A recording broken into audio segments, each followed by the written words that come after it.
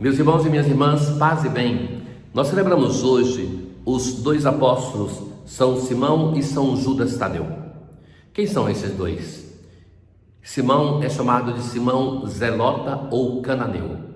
Quer dizer essa expressão que é zeloso, mas também se crê que era de um grupo dos zelotas, um grupo radical na vivência da espiritualidade, mas também com um viés social e político.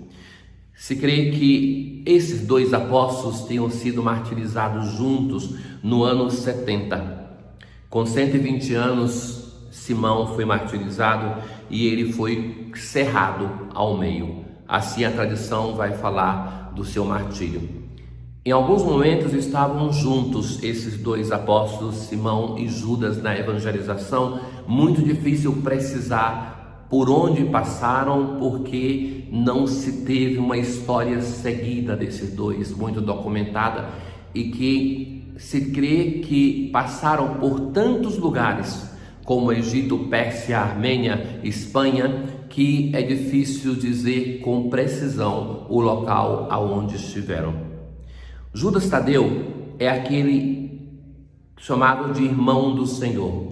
Os armenos o veneram como seu apóstolo junto com São Bartolomeu.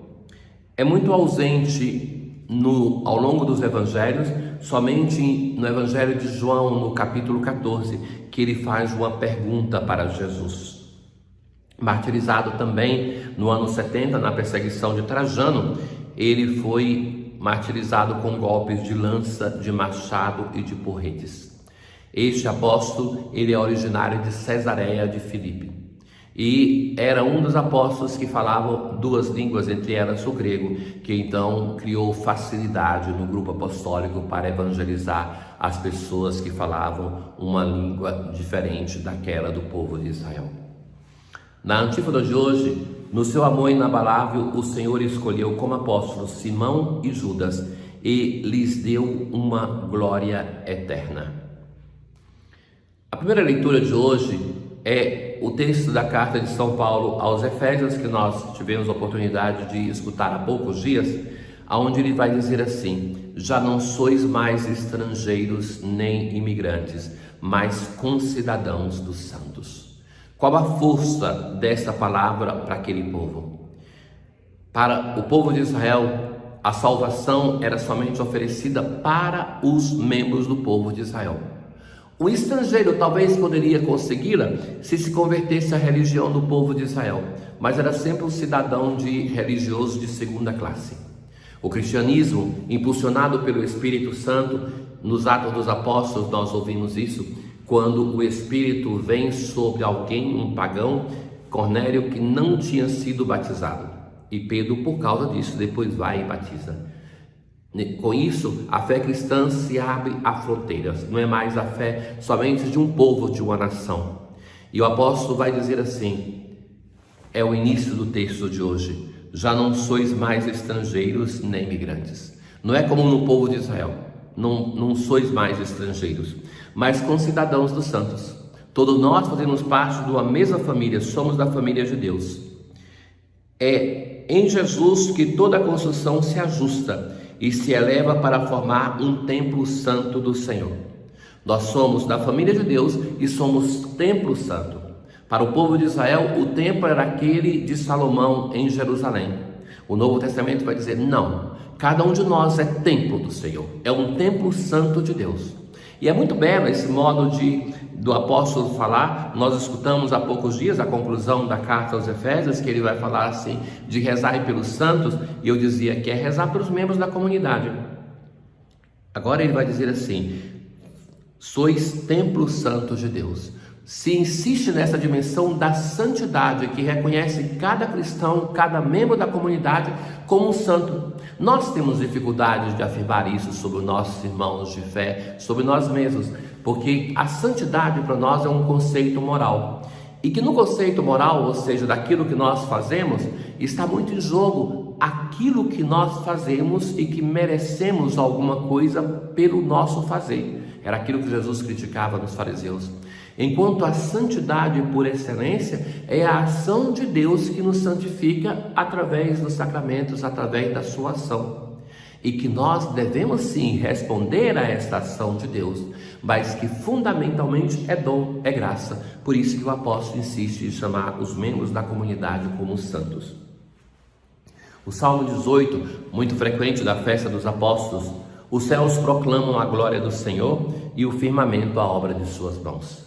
É os céus que se rejubilam, que fazem festa, hoje concretamente pelo dom da vida, da vocação de São Simão e São Judas Tadeu. De São Judas Tadeu, acrescento uma coisa a mais, que ele é considerado na tradição como filho de Maria de Cleofas, por isso a irmã de Maria, e que então é chamado de irmão do Senhor.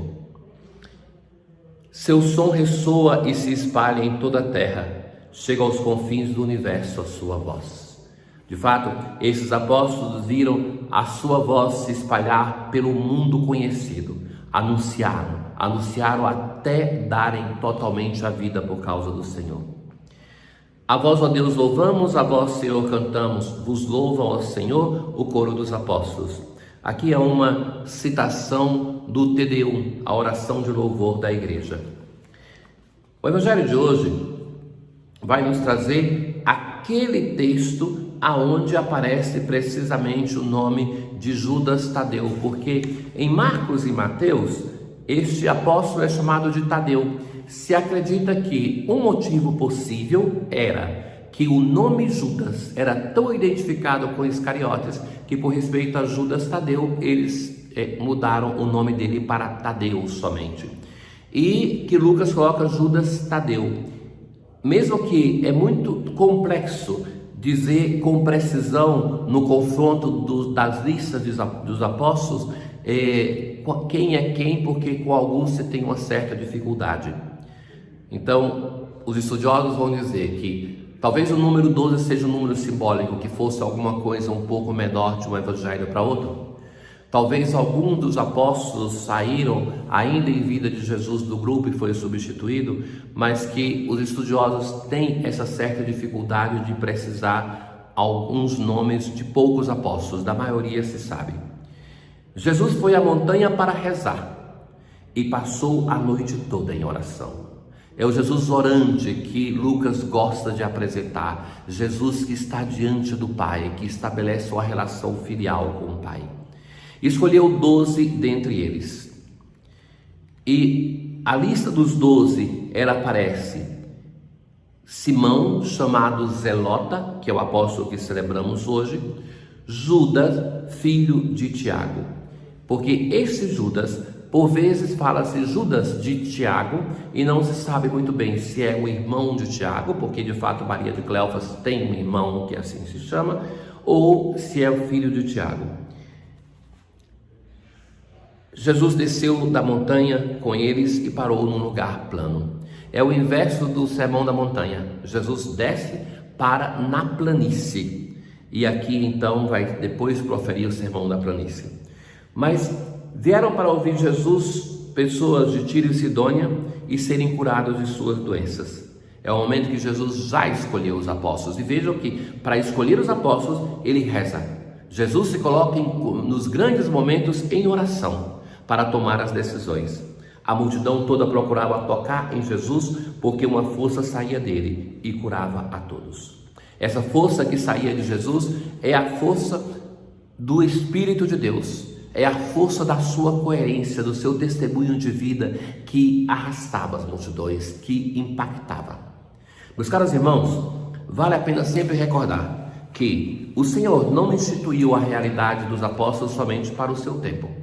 Os apóstolos têm na igreja os seus sucessores, e a Igreja Católica tem o privilégio de ver essa sucessão apostólica, que são os nossos bispos hoje. Assim como os apóstolos deviam a comunidade cristã devia obediência aos apóstolos escolhidos por Jesus naquele tempo, nós, para sermos igrejas de Cristo, devemos obediência ao Papa, aos bispos de hoje, para mantermos a unidade da igreja.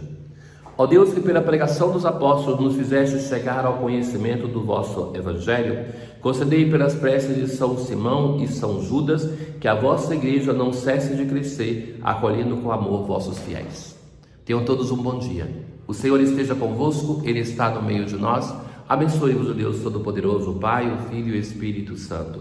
Paz.